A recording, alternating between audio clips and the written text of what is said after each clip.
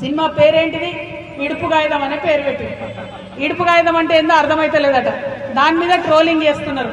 నేను ఒకటే మాట అడుగుతా ఉన్నా, ఇడుపు కాగితం అంటే అర్థమైతలేదని కొంతమంది ఏదైతే మాట్లాడుతున్నారో, పోయి సినిమా యాక్టర్ పవన్ కళ్యాణ్ ఉన్నాడు, ఆయన అడుగురి, అర్థమైందో చెప్తాడు. ఆయనకు బాగా తెలుసు దాని అర్థం, వాడి ఖచ్చితంగా చెప్తాడు. మా భాష మీద అవహేళన చేసినందుకే ఇలా రాష్ట్రం వచ్చింది. ఇంకొకసారి అటువంటి వెకిలి ప్రయత్నం చేయకండి. ఒకరి భాషను ఒకరం గౌరవించుకుందాం, ఒకరి సంస్కృతిని ఒకరు గౌరవించుకుందాం, అందరం కలిసి ఉందాం. కానీ ఇటువంటి ప్రయత్నాలు చేసి మళ్ళీ ఒకసారి తెలంగాణని అవమానపరుస్తాం, మా భాషని కించపరుస్తాం అంటే మాత్రం చూస్తూ ఊరుకునేది ఉండదు. ఇక్కడ జరుగుతున్నది ఏంటి? ఇవాళ తెలంగాణ భాషను కించపరిచినా కూడా కాంగ్రెస్ పార్టీ ఏం మాట్లాడదు. ఎందుకంటే రేవంత్ రెడ్డి గారికి తెలంగాణ ఉద్యమానికి ఏం సంబంధం లేదు. బీజేపీ పార్టీ ఏం మాట్లాడదు, ఎందుకంటే వాళ్ళకి దేశంలో ఉన్న ఇష్యూలు తప్ప తెలంగాణ గురించి పట్టలేదు. బీఆర్ఎస్ పార్టీ ఏం మాట్లాడదు. ఎందుకు మాట్లాడదు బీఆర్ఎస్ పార్టీ అంటే, అందులో ఒక గుంటనక్క ఉంటాడు. ఆయన పరిస్థితి ఏంటంటే మొత్తం ఆంధ్రోళ్లతోని వ్యాపారాలు. ఇవాళకి కూడా నేను ఛాలెంజ్ చేసి చెప్తున్నా, ఏదైతే మనం ఫీజులు తక్కువ వేస్తలేరని కార్పొరేట్ విద్యా సంస్థలు వచ్చి మనని దోపిడీ చేస్తున్నాయని చెప్తున్నామో, ఆ నారాయణకు చైతన్యకు మొత్తం కూడా ఈ గుంటనక్కనే పాలు వస్తుంది. ఇవాళకి కూడా కంప్లీట్గా పాల వ్యాపారం ఉన్నది. నేను ఇవాళ తెలంగాణ ముఖ్యమంత్రి గారిని డిమాండ్ చేస్తా ఉన్నా, ఈ కార్పొరేట్ విద్యా సంస్థలకు మీరు పర్మిషన్ ఇచ్చే ముందు ఒక రూల్ పెట్టండి. ఏంటిది? మీరు పాల్గొనేది ఉంటే విజయ డైరీ నుండి కొనండి, పాల్గొనేది ఉంటే కరీంనగర్ డైరీ నుండి కొనండి, ముల్కనూరు డైరీ నుండి కొనండి, లేదా మదర్ డైరీ నుండి కొనండి. వీటి వల్ల మన పాల రైతులకు లాభం జరుగుతుంది. కానీ ప్రైవేట్ వ్యక్తుల దగ్గర కొనడంతో ప్రైవేట్ సంస్థలకు లాభం అయితే తప్పితే ఇంకోటి కాదు. ఖచ్చితంగా పెద్ద హాస్పిటల్స్ ఉన్నాయి, యశోద ఉన్నది, కిమ్స్ ఉన్నాయి, వీళ్ళందరూ కూడా విజయ డైరీ దగ్గరనే పాల్గొనాలని ఒక జీవో తీసుకురండి. ఎందుకంటే ముఖ్యమంత్రి మేము మొన్నటి నుంచి అడుగుతున్నాం, ఫీజులు నియంత్రించండి, ఫీజులు తగ్గించండి అంటే ఇంతవరకు ఆయన మాట్లాడతలేడు.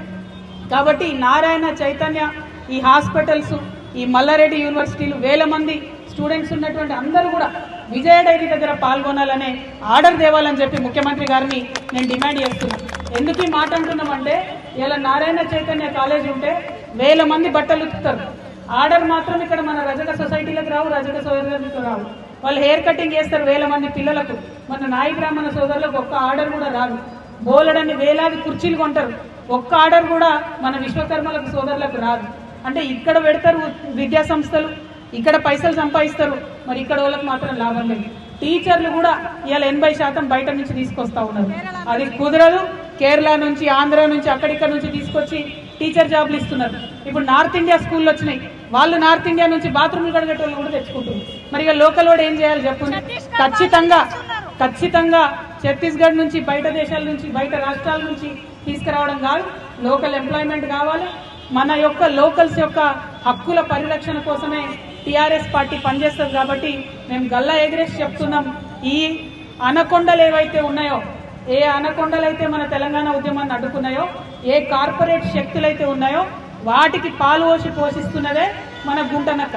అందుకే బీఆర్ఎస్ పార్టీ వాళ్ళు ఏం మాట్లాడరు దీని మీద. తెలంగాణను తిట్టినా మాట్లాడరు, తెలంగాణ బొమ్మను మార్చినా మాట్లాడరు, ఎక్కడెక్కడో సినిమా యాక్టర్లు వచ్చి మనల్ని అవమానం చేసినా మాట్లాడరు. వాళ్ళకి ఆ సోయి లేదు. తెలంగాణ ఉద్యమంతో పేగు బంధం తెగిపోయింది. కాబట్టి అలా రక్షణ సేన నుండి ఉద్యమకారులందరినీ కోరుతా ఉన్నాం, మీకోసం ముందుండి మేము పోరాటం చేస్తాం. ఆనాడే చెప్పిన నేను, ఉద్యమకారుల మీద ఒక లాఠీ పడాలంటే నన్ను దాటుకొని రావాలి, ఉద్యమకారులకు ఒక రబ్బర్ తూటా తగలాలంటే అది నన్ను దాటుకొని రావాలి తప్పితే నీ దగ్గరికి రాదు. జూలై 2 నాడు బాజాప్తా పోదాం, భూ పోరాటం చేద్దాం, భూమిని ఆక్రమించుకుందాం, ప్రభుత్వ భూమిని. అది మీరు కష్టపడి కొట్లాడితేనే వచ్చినటువంటి భూమి ఆక్రమించుకొని ఉద్యమకారులకు పంచుకుందాం.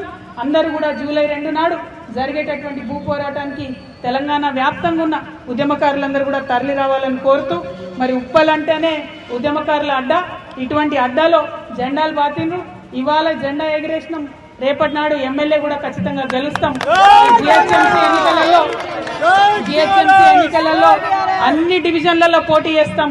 అద్భుతంగా తెలంగాణ ప్రజలకు సేవ అంటే ఎట్లుంటుందో, రాజకీయ పార్టీ అంటే పని ఎట్లా చేస్తుందో తప్పకుండా చూపిస్తామని చెప్పి ఈ సందర్భంగా తెలియజేస్తూ, మరి అనేక మంది అనేక మాటలు ఇచ్చినటువంటి ఈ ప్రభుత్వాన్ని ఎండగడతాం, ప్రతి విషయంలో ఎండగడతాం.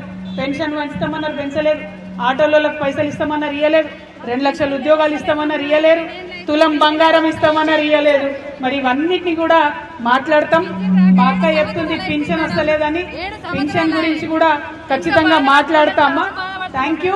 జై తెలంగాణ, జై తెలంగాణ, జై TRS, TRS party, TRS party, జై తెలంగాణ, జై తెలంగాణ.